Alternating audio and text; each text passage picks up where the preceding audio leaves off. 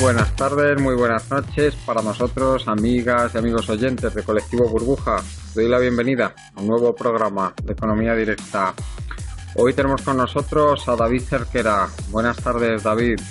Muy buenas tardes. Y tenemos también a Jordi Llanos. Buenas tardes, Jordi. Hola, buenas tardes. Hoy vamos a hablar de dos temas. Vamos a hablar del índice de competitividad del Banco Mundial, que ha salido, hay un pequeño escándalo montado en torno a ese índice, porque parece ser que ha sido manipulado con intencionalidad política. Y comentaremos también, independientemente de que lo hayan manipulado o no, que parece ser que sí, pues para qué sirven estos índices, realmente qué función cumplen y qué validez tienen, si realmente cumplen con lo que ellos dicen que cumplen estos índices, o realmente valen para otra cosa, no tienen esa validez que quienes los elaboran les atribuyen, en este caso el del Banco Mundial. Y bueno, después hablaremos de lo que está pasando, tanto a nivel económico como político, en materia de relaciones internacionales, como aunque la economía estadounidense sigue creciendo, pero tiene muchos problemas y desde luego ni mucho menos está creciendo al ritmo de otras economías que están ascendiendo con mucha fuerza, especialmente la China, pero también la economía india, por ejemplo. Estamos viendo cómo el mundo está cambiando muy rápido, están ascendiendo estas nuevas potencias.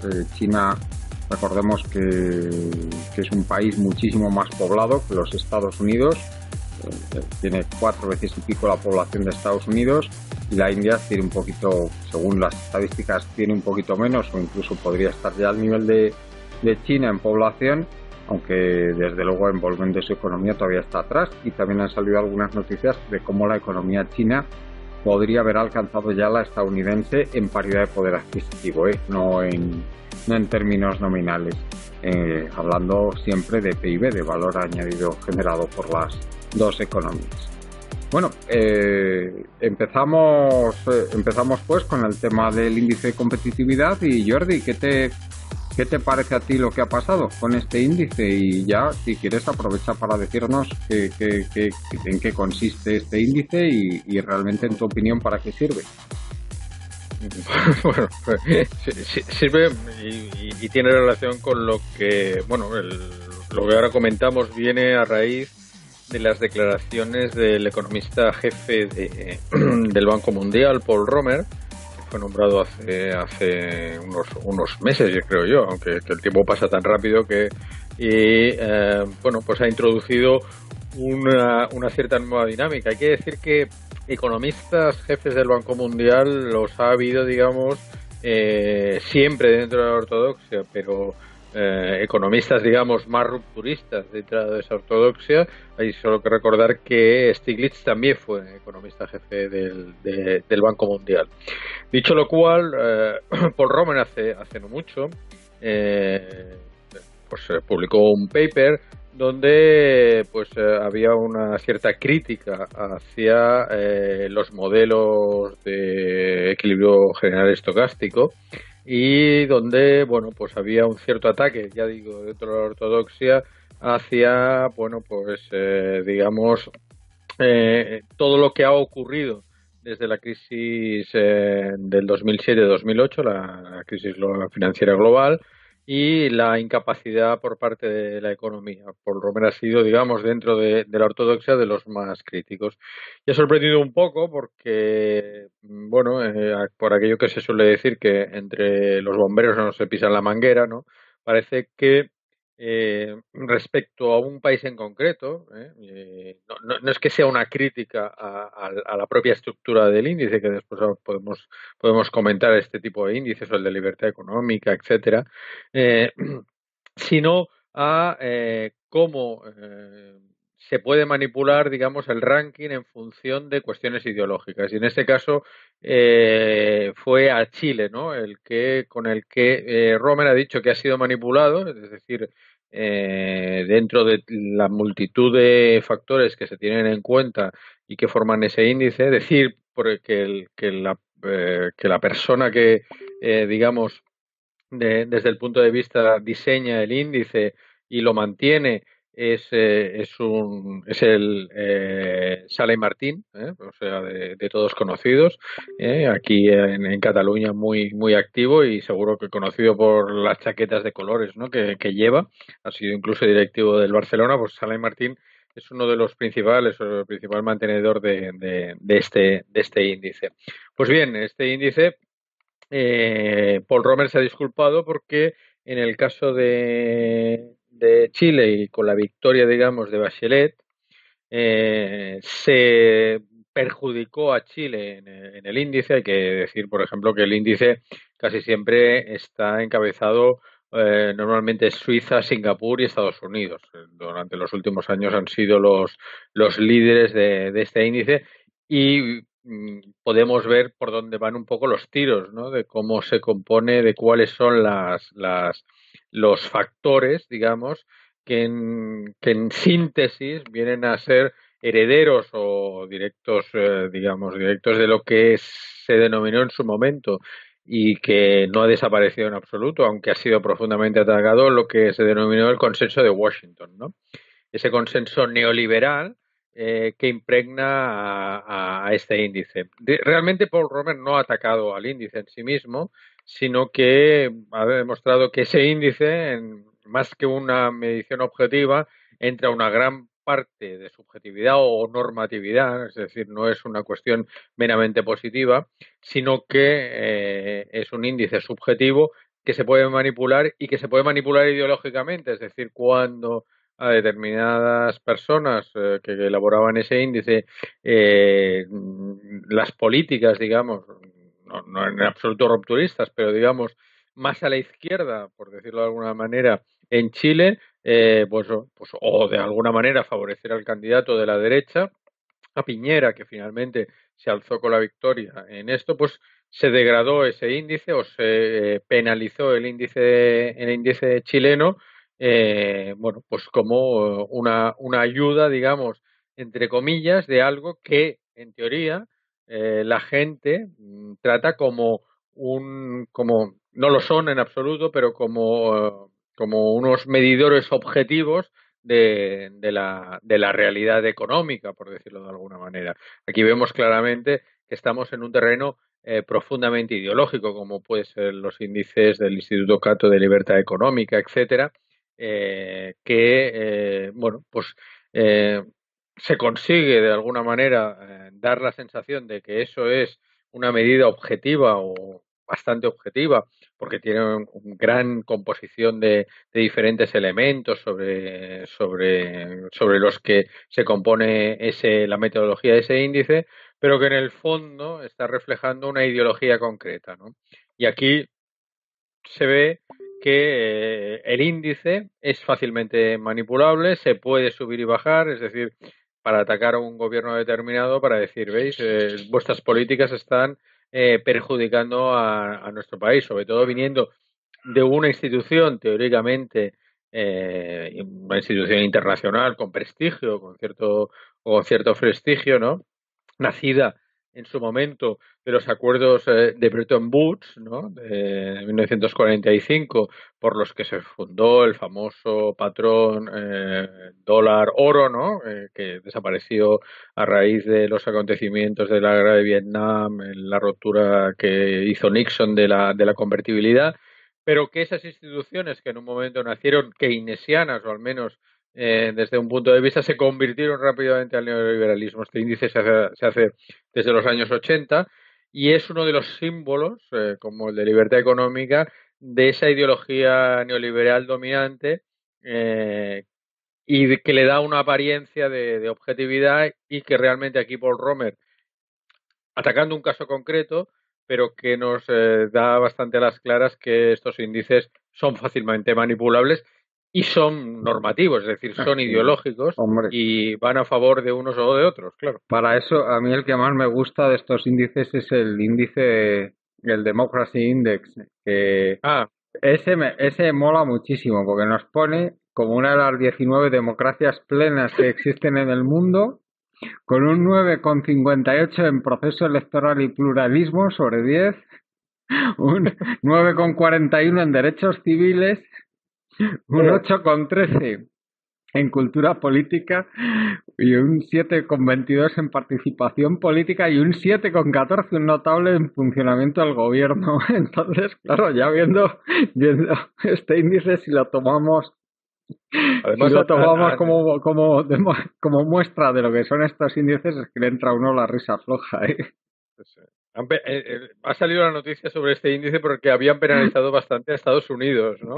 Sí, lo pone por detrás de nosotros, ¿eh? Que yo no digo Sí, que sí. Estados Unidos esté bien, pero vamos, que Que si nosotros estamos bien, somos el 19. lo del cachondeo es lo de que, vamos, un sobresaliente alto en proceso electoral y pluralismo, 9,58, vamos.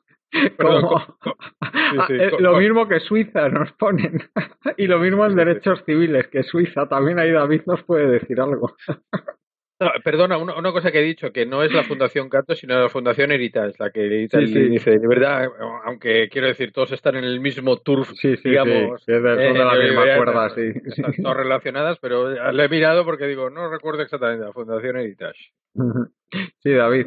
No, pues yo uno de los dos índices miente, vamos, o ese que tú dices, o este del que estamos hablando, del Economic Forum del Mundial, porque si miramos en el apartado de España, en lo que son instituciones, te pone que en el apartado de ética y corrupción, pues nos sitúa en el puesto 76, pero si te vas, por ejemplo, a la malversación de fondos públicos, te ponen en un puesto de 96, que bueno, que pocos países ya, vamos, ningún europeo ni americano está tan atrás, ¿no? O sea, quiere decir que uno de los dos miente, ¿no? Estos son el índice este que he dicho yo es de la revista The Economist, o sea que... Pero bueno, lo privado ya se sabe que funciona mejor que lo público, entonces hay que fiarse de The Economist mejor, ¿no? Por lo menos Mariano seguro que lo hace. Seguro. A mí yo, comentando este índice del Banco Mundial, pues me parece, hay algunas cosas que son interesantes, como estas, por ejemplo, ¿no? Que hablan de las instituciones o de la innovación y, bueno, al menos si dices que en España tienes un gobierno que aplica las recetas neoliberales o lo que le tiren encima, con tal de seguir siendo el vasallo de Europa y poder seguir cobrando de las oligarquías o las plutocracias internacionales, cosa que llevan haciendo la élite española desde el siglo XVIII, pues bueno, tienes cosas como estos índices tan bajos por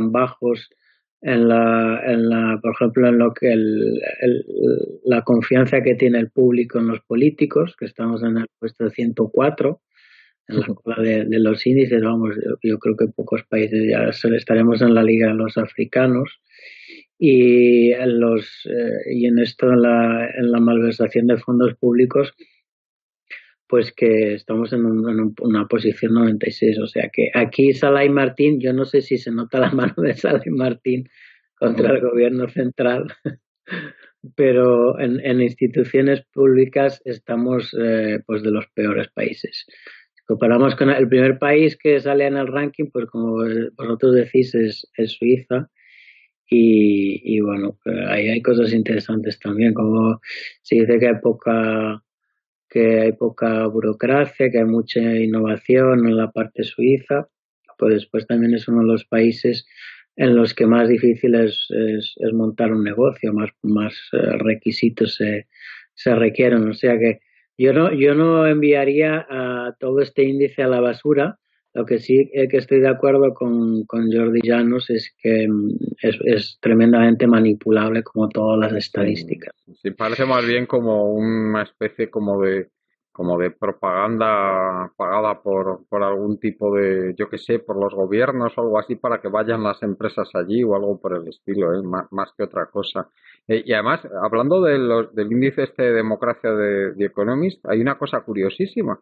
Es que indirectamente están diciendo que los españoles somos una panda de tarugos, que podemos serlo, yo no digo que no, pero están diciéndolo porque el 62% de los españoles dicen le dan un suspenso al funcionamiento de la democracia en España. Entonces, no sé, según el Eurobarómetro, o sea, esto es una encuesta.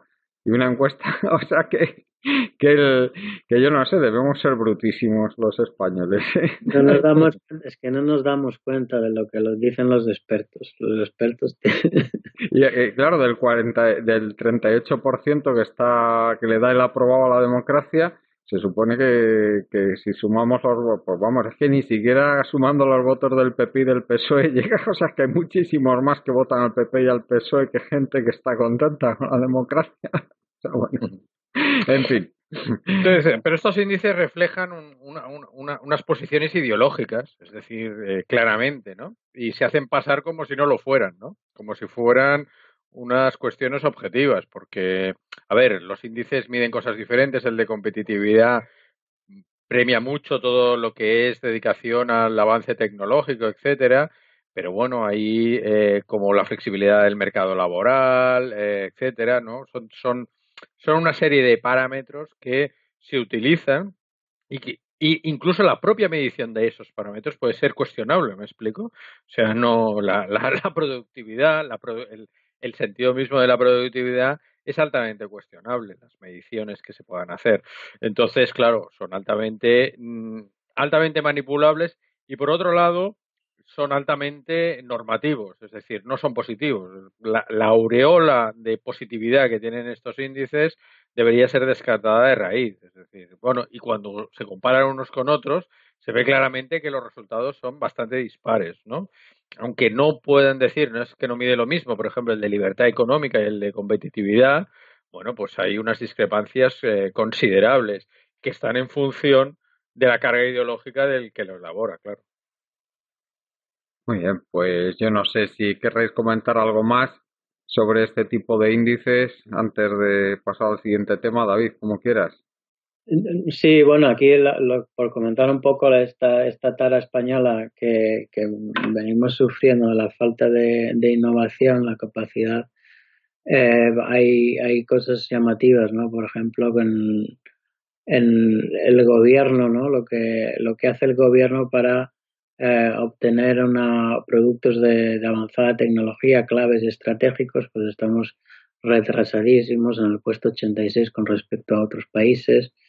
Y luego pues el número de patentes que se ve claramente que es muy bajo, y después que hay una diferencia enorme en la innovación con respecto entre el sector público y el sector privado. Aquí en España el problema es que la empresa privada pues no innova y no hay sinergias entre universidades, Estado y, y la parte privada, y eso sí que se queda bastante bien reflejado en los problemas del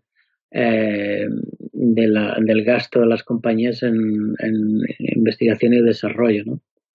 Y en lo que es la colaboración entre la industria y la universidad, pues que estamos en el furgón de cola. Claro, yo creo que esas cosas son fácilmente mejorables si no tuviéramos una democracia tan partidocrática que invade todas las instituciones y coloca a dedo pues a los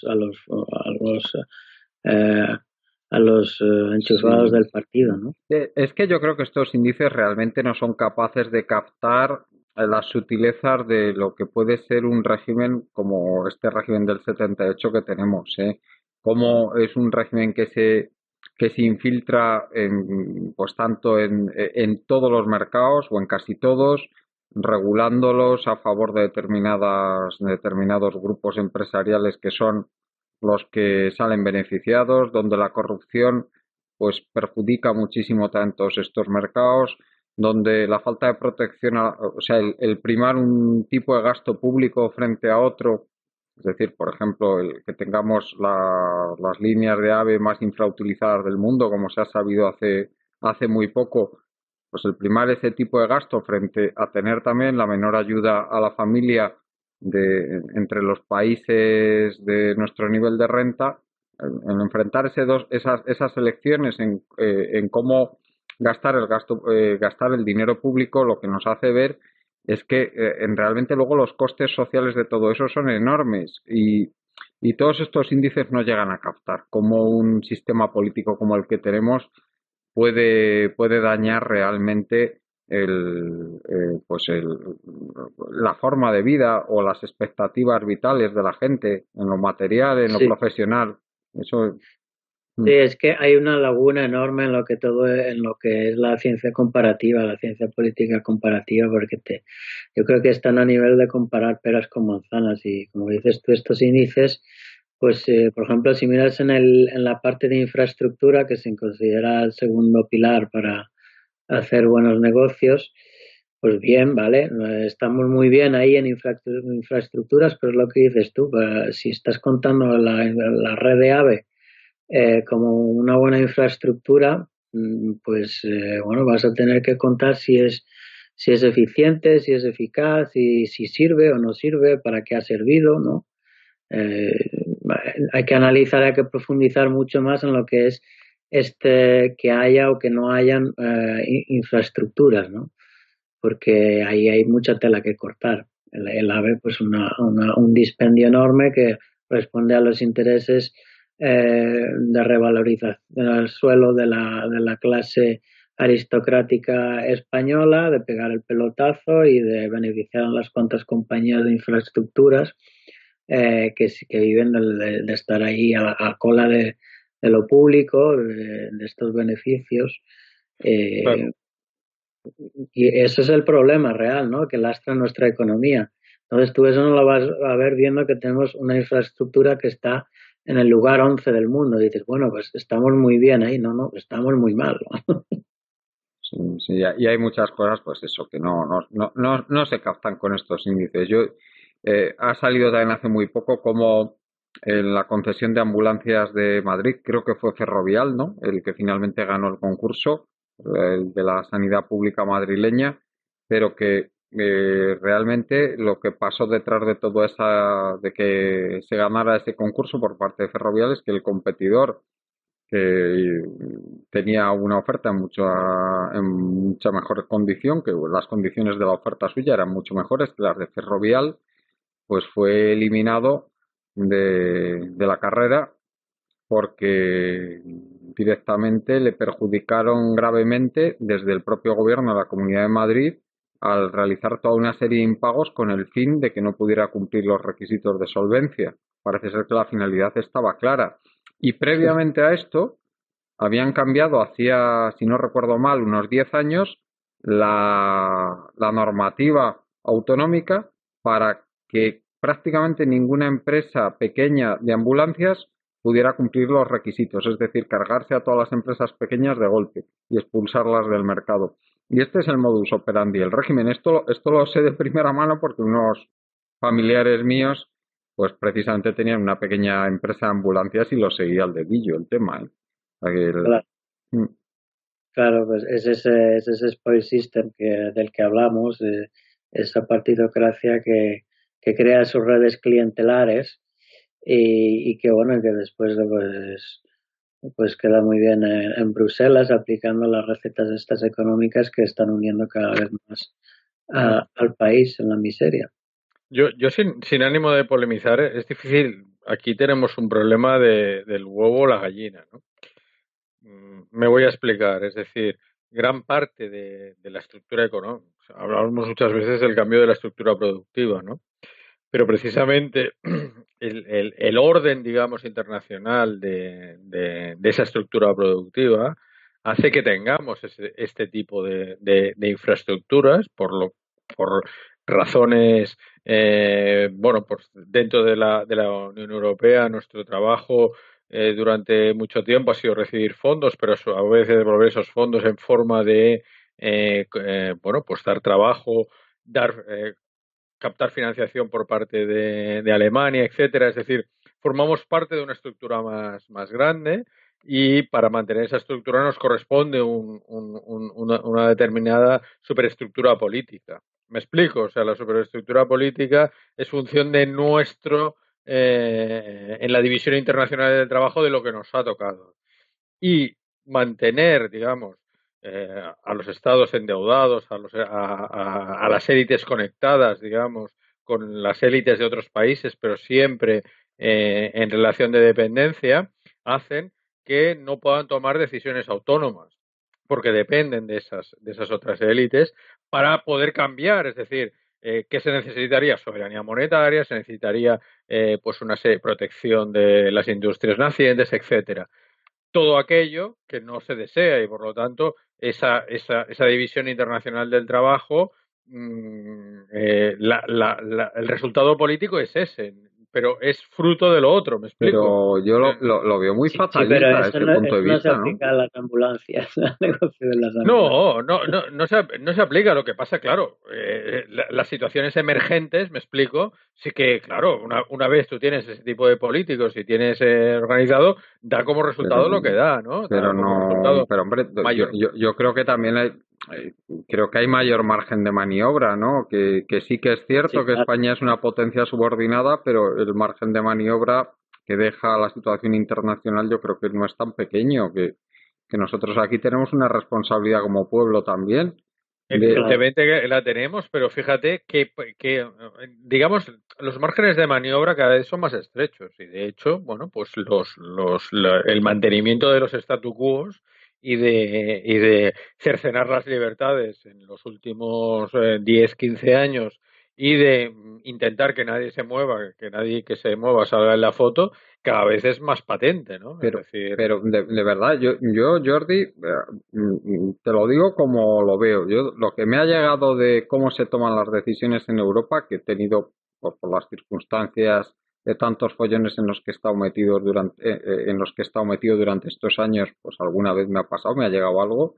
Yo lo que les veo en Europa es que directamente lo que dicen es, mirad, a nosotros no nos deis la lata, no nos deis problemas y por lo demás haced lo que os dé la gana. Más o menos esa es la actitud que tienen, ¿eh?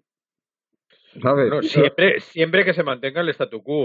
Es decir, Bueno, claro, todo lo si que yo no, ocurrió, que no se van a todo poder lo que ocurrió expropiar a las multinacionales extranjeras aquí en España, eso no lo iban a consentir, claro, todo pero lo que vamos. ocurrió alrededor del euro, evidentemente No, es ni el salirse mantenimiento del del euro, statu porque si quo. nos salimos del euro eso Claro, les crea un problemón de tres pares de narices, evidentemente. por eso, es decir, Pero, claro, pero, hacer lo que queráis, pero pero dentro del que, statu pero quo. que te quiero decir que hay un cierto margen de maniobra. No sé qué piensas tú, David.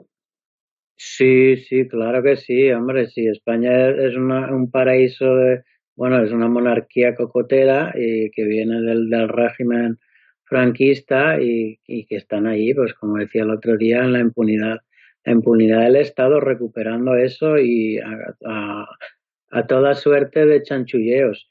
Y eso no lo ves en Europa, por muy cabrones que sean después a la hora de sojuzgar a un pueblo que para ellos no verse perjudicados por sus propias políticas. Lo que dice Jordi se ve perfectamente a nivel macro cuando tú miras este índice del que estábamos hablando y ves que en la parte del ambiente macroeconómico está España en el puesto 90, pero después en el credit rating está en el puesto 40, ¿no? Y tienes, pues aquí cosas que no concuerdan. ¿Qué es lo que pasa?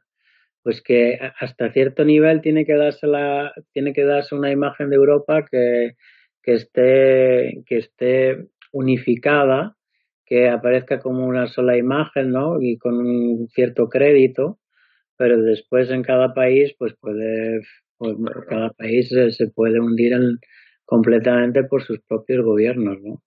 Y si un gobierno, lo que es cierto es que si un gobierno si no hubiera estado el gobierno del Partido Popular durante la crisis del euro, pues a lo mejor se hubiera caído, ¿sabes? A quien le toque estas crisis macroeconómicas, el gobierno que le toca, si no es del color del que está gobernando en el Parlamento Europeo, pues lo va a tener mal, ¿no? Hay mucho margen de maniobra para hacer las cosas bien en España, para hacer que sea una economía competitiva del siglo XXI una buena reglamentación laboral, con buenos derechos laborales, con una economía orientada hacia la sociedad y no orientada hacia estos oligarquías, estos monopolios. Pero para eso Y necesitas una serie de condiciones como la soberanía monetaria, gasto intervención del Estado que están fuera del marco del pero aún statu sin quo de eso la hay Unión. margen de maniobra, porque entre decidir, o sea, entre tener unos mercados que funcionen o que no funcionen, el dedicar el gasto público a darle de comer a los oligopolios o bien dedicarlo a mejorar la educación o a mejorar la protección a la familia. O sea, es que se pueden hacer cosas si el gobierno no Pues fuera así de corrupto. nadie en Europa le ha dicho al gobierno que baje la inversión En en I+D, investigación y claro, desarrollo y somos nadie. de los países ¿Cómo que no? Sí, del sí, No, sí que se lo he no, dicho. no, Sí no, que se no, lo no, he dicho. no, no.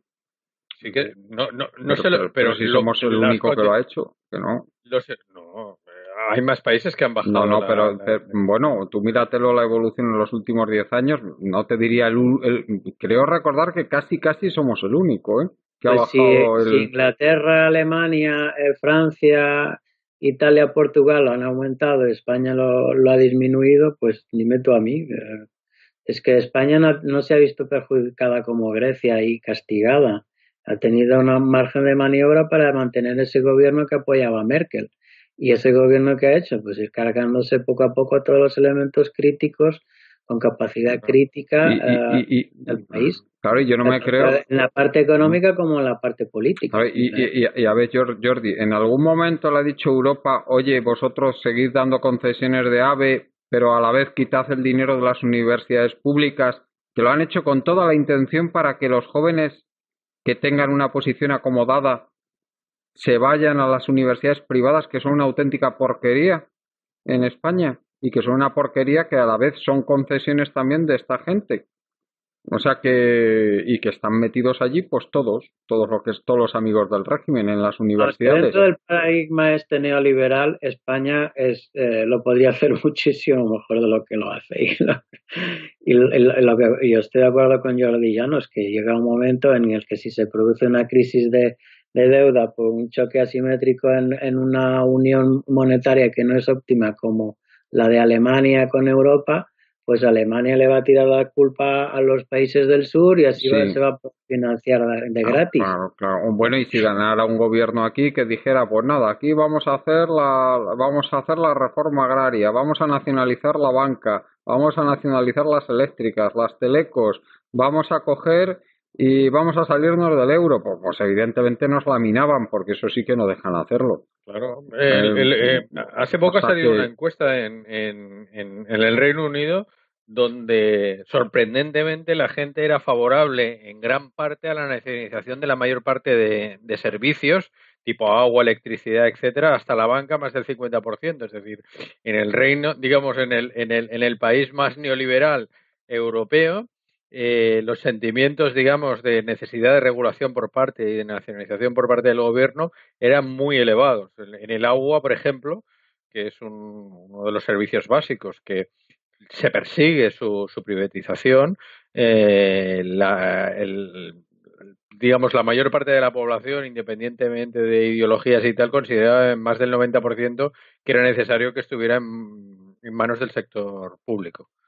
Es interesante, porque eso, aparte incluso los trenes, ¿no? Pues los famosos trenes nacionalizados, digamos, privatizados por Margaret Thatcher, se han demostrado como un verdadero pues, desastre. si es entre la diferencia que hay entre lo que quiere la gente o lo que declara querer en las encuestas y lo que hacen luego los gobiernos, pues eso es un auténtico cachondeo, vamos, porque no se Claro. parece en nada. Cierto que hay veces, que también eso es así, que cuando uno realiza preguntas complejas a la gente, que implican decisiones complejas, pues hay veces que las respuestas son incompatibles o contradictorias si se pregunta sobre varios temas.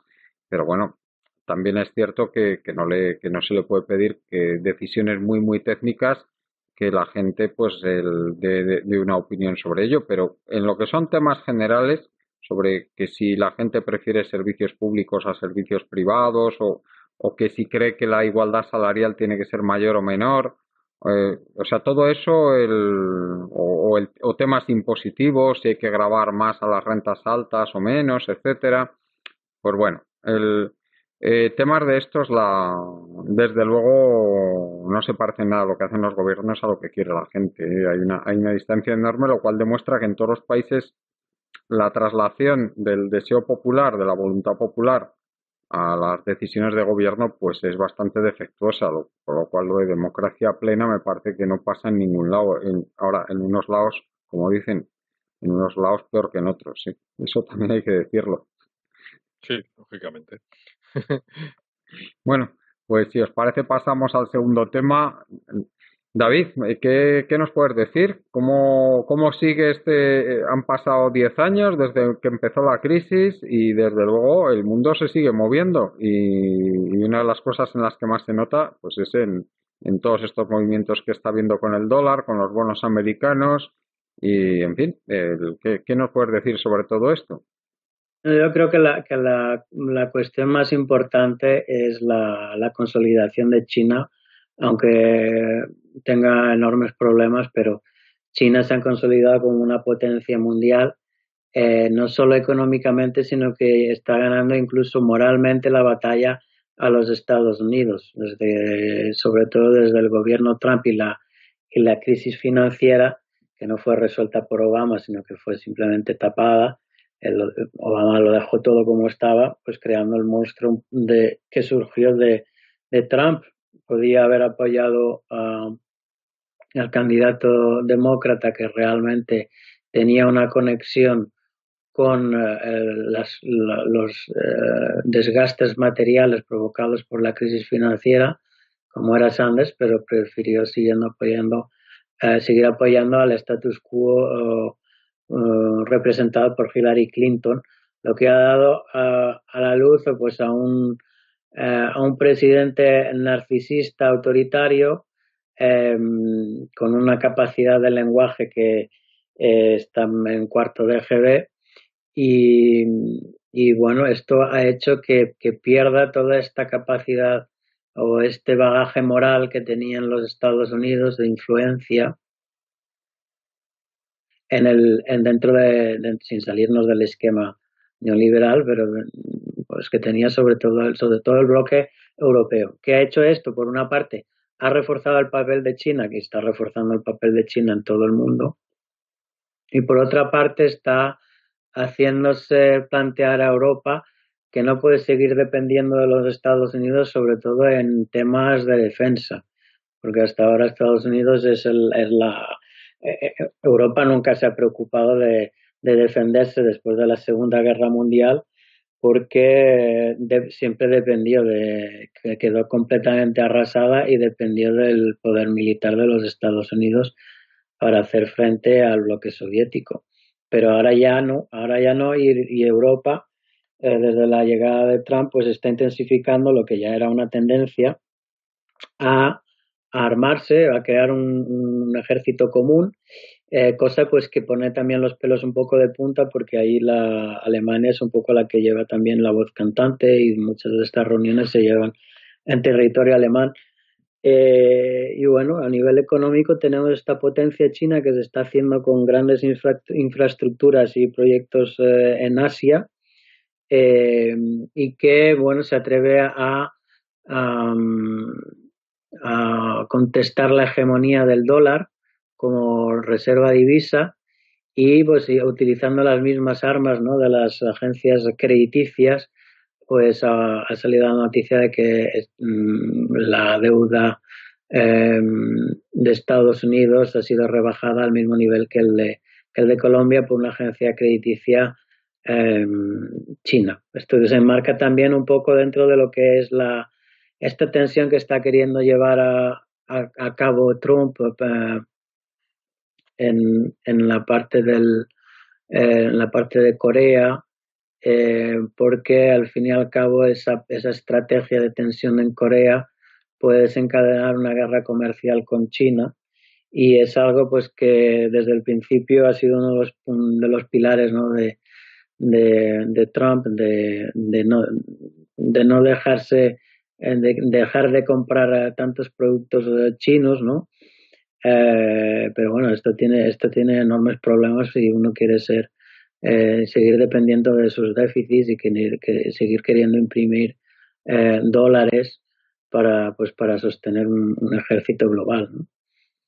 ¿Y tú sabemos, David, que una de las pocas veces que una potencia hegemónica ha sido sustituida por otra de una forma más o menos amistosa, aunque hubo ahí una terrible guerra por medio, fue en cuando Estados Unidos sustituyó al Reino Unido, ¿no? Después de la Primera Guerra Mundial. ¿Tú cómo Mm. ves ahora el, esta, este ascenso de otras potencias? ¿Crees que Estados Unidos va a dejar que perder ese papel predominante de una forma amistosa, o tú ves a los Estados Unidos ahora mismo en otra tesitura? Yo lo que creo es que ya lo han perdido. Estados Unidos no puede volver a ser la potencia que era, pues, simplemente por cuestiones morales, no ni cuestiones materiales ni nada. O sea, Estados Unidos hoy a nadie, ningún país, con tantos países que ha invadido Estados Unidos y el reguero de sangre que ha dejado, ¿quién se puede creer que Estados Unidos va a traer la democracia al país? Vamos, es que ya no lo invocan ni los más radicales para que entre a derribar al gobierno en su país, porque dan miedo, ¿no? Entonces, Bueno, yo creo que le quedan. aquí tenemos una buena experiencia de eso, ¿eh? Y temprana, además. Yo creo que los pocos que quedan son estos gobiernos de Cospedal, ¿no? Que aún Sí, siguen sí. creyendo en la Ya, Rusia que una cosa, vamos, es alucinante. O sea, esto es que Franco se quedó 20 años más gracias a los Estados Unidos y luego pues nada. Es que no sabemos. Es que sí, lo mismo hubiera aguantado también, pero así aguantó muchísimo más cómodo con el apoyo de Estados Unidos. Franco tuvo la suerte de que que los rusos se volcaron en Manchuria, porque si no hubieran llegado hasta Gibraltar, pero querían asegurarse el flanco con Japón y trasladaron todo lo que eran sus fuerzas del frente oeste al frente este y conquistaron todo lo que es Manchuria, que es un territorio como toda Europa occidental, ¿no? Y gracias a eso que se quedó Franco vivito y coleando, pero no por otra. Y luego el grandísimo apoyo de los gobiernos estadounidenses a partir de Eisenhower. O sea, que ya no era tácito, sino ya completamente explícito. Bueno, Jordi, ¿cómo ves tú la evolución de la situación internacional ya en este año 2018? Bueno, habéis estado hablando de bastantes cuestiones, ¿no?, relacionadas con la hegemonía geopolítica y cómo, bueno, pues la era Trump está influyendo en todo este proceso, el enfrentamiento con Corea del Norte, todo la disputa con China, digamos, por esa hegemonía que ya viene de hace bastante tiempo, de antes de la era Trump, pero cómo eso, bueno, puede variar el tablero general de los equilibrios de poder dentro del mundo. Después de la caída del muro, quedó pues lo que se llamaba una sola superpotencia, ¿no? Una superpotencia hegemónica que era los Estados Unidos.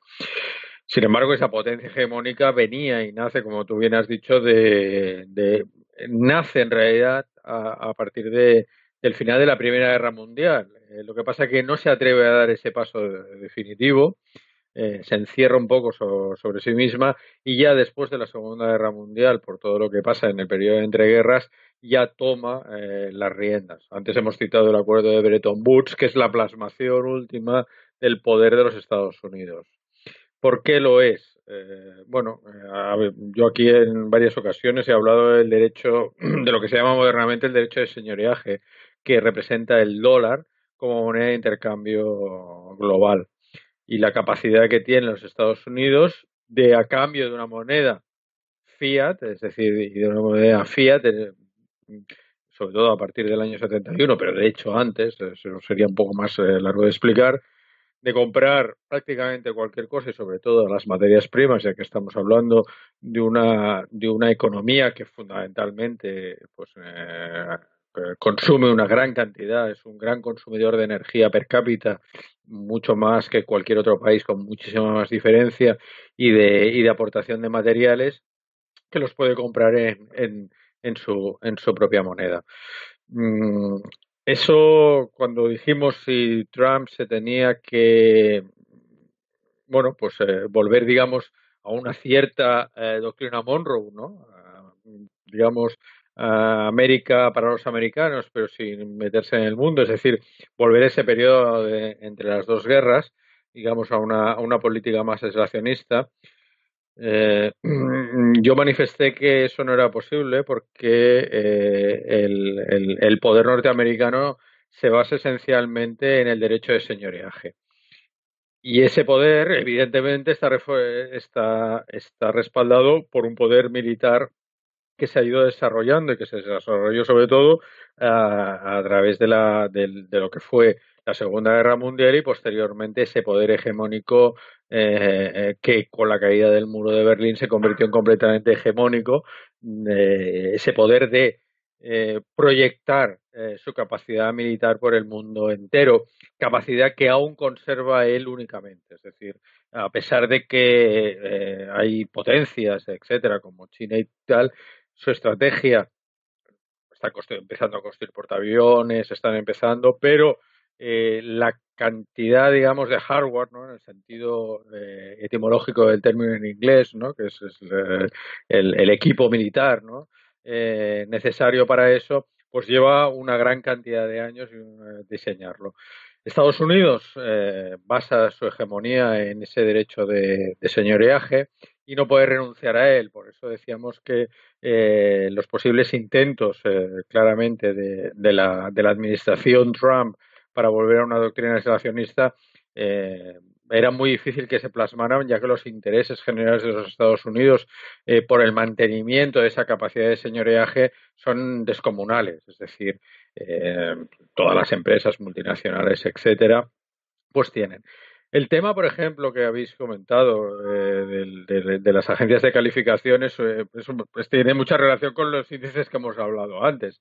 Quiero decir, las agencias de calificación, bueno, pues han sido una manera de presionar o bueno, Japón también tenía un índice por parte de las agencias occidentales muy rebajado debido a su elevada deuda pública. Está en peligro y eso no tiene ningún sentido porque el emisor de moneda jamás puede dejar de pagar su deuda. Eso, incluso en el artículo de la Borda dice, si no se aplica la teoría monetaria moderna, es que la teoría monetaria moderna se aplica, es decir, en el sentido de que es cierto que un emisor de moneda no puede dejar de pagar nunca en su dinero y quien tiene es decir, que China o Japón tengan mucho deuda pública americana, significa que dependen mucho de Estados Unidos, no que dominan a Estados Unidos, porque Estados Unidos es la que tiene la capacidad de emitir dólares. Está en cuestión, evidentemente, la hegemonía del dólar y, por lo tanto, la hegemonía de los Estados Unidos, sin duda alguna. Yo creo que eso es lo que ahora se está dirimiendo y donde los Estados Unidos no pueden ceder. Y ahí hay un enorme peligro geopolítico, porque es evidente que no pueden ceder, a pesar de que Trump tenga de esas tendencias aislacionistas, la tendencia general y, digamos, los intereses estadounidenses de dominio y de conservar como moneda, y la sigue conservando, es decir, incluso ha ganado capacidad. No nos olvidemos que el dólar ha ganado con la crisis económica capacidad de compra en el conjunto. Ahora, el yuan y China están intentando combatir esto y lo están haciendo con relativo éxito. Y eso es una lucha soterrada importantísima, porque aquí es esencialmente donde está el poder, es decir, es una lucha realmente de poder. Eh, Eso puede traer consecuencias no en el 2018, sino más a largo plazo. Yo creo que sin duda las va a traer y, por lo tanto, pero aún en este momento, la capacidad militar de los Estados Unidos y su capacidad de proyección y su capacidad de influencia, aunque menguante, continúa siendo dominante. No veo que en el 2018, claro, Trump es un factor desestabilizante muy importante. No veo que en el 2018 eso se vaya a poner en peligro, simplemente porque la reacción de Estados Unidos siempre va a ser, cuando ha sido necesario, extremadamente virulenta, ¿no? Los episodios de guerras últimamente que han convenido tienen mucho que ver con el mantenimiento de esa hegemonía monetaria y ese derecho de señoreaje. Y el 2018 no, aunque China va a seguir erosionando eso, no veo que eso vaya a cambiar a corto plazo. Yo lo que veo es que Estados Unidos ahora mismo pues es una economía que está enfrentándose a sus propias contradicciones, ¿sí? O sea, es una economía que ha descuidado muchísimo la protección a la familia, la protección social, ha confiado en que el mercado iba a solucionar la mayor parte de los problemas y se está encontrando ahora con las consecuencias de eso. Bueno, pero eso le ocurre a muchas economías, ¿eh? A muchas Ya, economías, pero a muchísimas. que yo no estoy diciendo que la economía china no tenga un mercado salvaje en muchos aspectos, sé que lo tiene muy poca protección social y todo lo que quieras, pero luego, sin embargo, tiene un dirigismo en materia económica que no tiene la economía estadounidense, que no con esto estoy diciendo que no, que deje absolutamente todo a su albur, que tampoco es cierto. La economía china está mucho más dirigida, ¿eh? Las economías siempre son economías planificadas. El problema es que las Pero planifican. unas más que otras, sí, también. No, Pues no, es pero como lo de... la economía estadounidense es altamente planificada. De hecho, una de las cuestiones fundamentales que distingue al capitalismo norteamericano es su extremada burocratización. Jake Graeber, que es americano y que ha escrito bastante sobre el tema, es muy interesante de leer, os lo recomiendo porque el dirigismo y la burocratización del sistema norteamericano a través del New Deal, los vasos comunicantes entre las grandes empresas y un gran Estado federal, ¿no? que fue creciendo, es muy interesante de ver y a veces desmiente cierta mitología, ¿no? Graeber en ese sentido No, es muy interesante de leer. pero sí, yo no digo que Estados Unidos sea una economía totalmente liberalizada, ni mucho menos, y lo he No, no, dicho. no, no. Yo lo que digo es que Pero es una economía fuertemente pero yo burocratizada. no creo O que sea, esté al nivel de la economía china, en dirigismo. No, no. ni mucho menos. Lo que pasa es que claro, evidentemente, cuando tú has privatizado, por ejemplo, la creación de dinero, muy pocas personas toman las decisiones, pero evidentemente son decisiones privadas que toman pues muy poca gente que pertenece a los consejos de administración y que tiene puertas giratorias continuamente con la parte del Estado que está en relación con el sistema financiero. Es decir, sí que es verdad que la privatización de la creación de dinero da un extraordinario poder a muy poca gente que dirige la economía, es decir, que considera que no tiene que invertir en actividades productivas o tiene que cercenar la creación de dinero por parte del Estado para no permitirle la creación de infraestructuras, etcétera, muy deterioradas, por ejemplo, en Estados Unidos, y la creación, por ejemplo, a través de de burbujas o de esquemas Ponzi que han sido conocidos y que han generado la crisis financiera global, ¿no? Eso es dirigismo, es decir, en el sentido de que muy poca gente, muy pocos consejos de administración y tal, tienen un enorme poder y sobre todo a través de su capacidad, incluso aquella célebre sentencia del Tribunal Supremo que les permitía a las empresas, digamos, intervenir en política, desarmar totalmente las barreras democráticas dentro de los Estados Unidos y dominar completamente muy poca gente el conjunto. Eso es dirigismo, ¿no? En el sentido de planificación de por parte de unos pocos, no por parte del Estado, sino por parte de un grupo una élite muy reducida económica que permite pues hacer Peor me lo poner pones. a quien Entonces, quiera. no, pero sí, Claro, en eso totalmente de acuerdo, que eso es, pues eso es mucho, pues el gobierno claro. chino dentro de todas las limitaciones que tiene en materia democrática, pues siempre va a ser más plural que un grupo de banqueros de Wall Street, eso está claro. O sea, que esos van a velar por sus intereses y ya está. Pero lo que quiero, en ese sentido, lo que quería decir es que dirigismo hay, la economía capitalista es una economía profundamente burocrática y muy planificada, ¿no? El problema es quién No, planifica, ¿no? ya te entiendo. Sí, David, no sé si Sí, estamos ya... sí, Sí, adelante. completamente de acuerdo. El problema ahí no es si está planificado o no, sino quién planifica, ¿no? Y en lo que separa a Estados Unidos de China fundamentalmente son dos cosas, la familia y el Estado, pues dos cuestiones que son completamente descuidadas en Estados Unidos y que forman los pilares fundamentales de China. Y bueno, por ahí van a venir las grandes diferencias y la gran solidaridad de China con respecto a los Estados Unidos que piensan que el mercado puede resolver y cohesionar la sociedad. Yo creo que no, y es lo que estamos viendo ahora. Sí, eso es. Y la economía india que también es muy dirigista, ¿eh? Y es otra, pues, que va como una moto también, últimamente.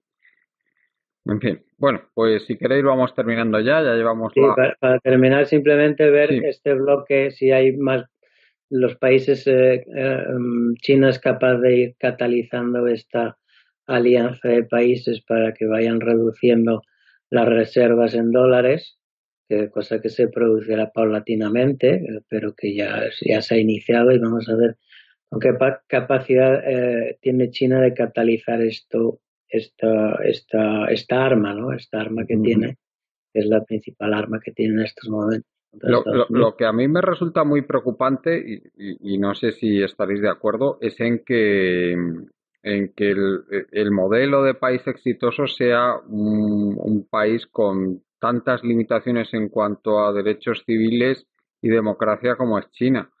Es que a mí me resulta pero bastante deprimente el tema, ¿eh? No sé qué Bueno, Sí, pensáis.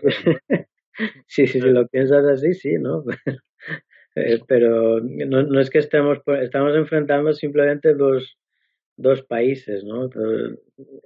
Uno en el que tiene la fama, ¿no?, de los derechos civiles, que es Estados Unidos, pero que vemos cómo se enfrenta cada día a cuestiones raciales, cuestiones de vigilancia nacional, de entrar en ordenadores, una CIA que no se sabe y un Pentágono que no se conoce ni su presupuesto, y otro como China que se la conoce, ¿no? Y se da propaganda, ¿no? Entonces, pues ahí también habría que ver, ¿no? Habría que ver mucho, realmente hasta dónde llegan las libertades de las personas Pues en sí, un país.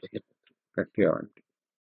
Muy bien, pues Jordi, no sé si quieres añadir algo más antes de acabar. no, decir que en esta fase, digamos, del capitalismo financiero, la reducción, o sea, las libertades que se permitieron después de la Segunda Guerra Mundial en un momento de expansión, etcétera, porque las condiciones energéticas, etcétera, lo permitían, no son posibles y lo que hace el sistema es protegerse y eso significa un retroceso de no solo de las condiciones sociales, digamos, que facilitan la vida a la gente, sino de las propio conjunto de libertades formales, ¿no?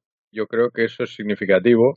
Se dice que hay un retroceso y que incluso en algunos medios está, y eso es significativo de un encasillamiento por parte del sistema, que intenta evidentemente conservarse y controlarse y tiende hacia eso, ¿no? Hacia ese tipo de movimientos donde, bueno, pues aquello que hace 30 o 40 años se podía permitir, pues ahora pues se empieza a cuestionar, ¿no?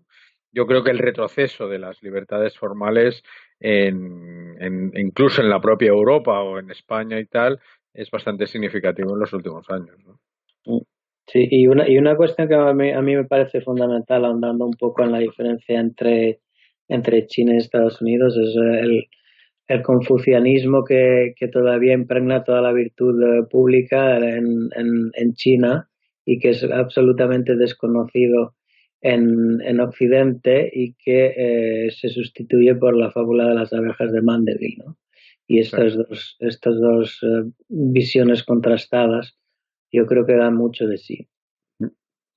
Sí, muy buen apunte, David, efectivamente. Bueno, pues muchas gracias, Jordi. Como siempre, si nos puedes dar alguna referencia para seguirte. Pues en la economía, mi blog personal de economía, el Dr. Pangloss, y el blog de la Asociación Autonomía y Bien Vivir. Muchas Gracias, gracias a todos. Jordi y David. Y no sé, creo que últimamente estás publicando sobre todo en Facebook, ¿no? Si no me equivoco. Sí, bueno, de vez en cuando alguna cosilla, pero nada, así, no mucho. Me dedico más ahora a mi trabajo, pero bueno, sigo aquí en Economía Directa cuando queráis. Pues muchas gracias, David. Gracias a toda la gente que nos seguís, a los compañeros Marta Luengo y Juan Martínez. Y nos vamos a despedir recordándoos que la asamblea anual de Colectivo Burbuja es el 3 de febrero en Madrid, en la Juanela. y os esperamos allí a toda la gente que queráis venir y especialmente, por supuesto, a todos los socios y socias que os podáis acercar, que hace falta planificar este año que entra. Hasta el próximo día.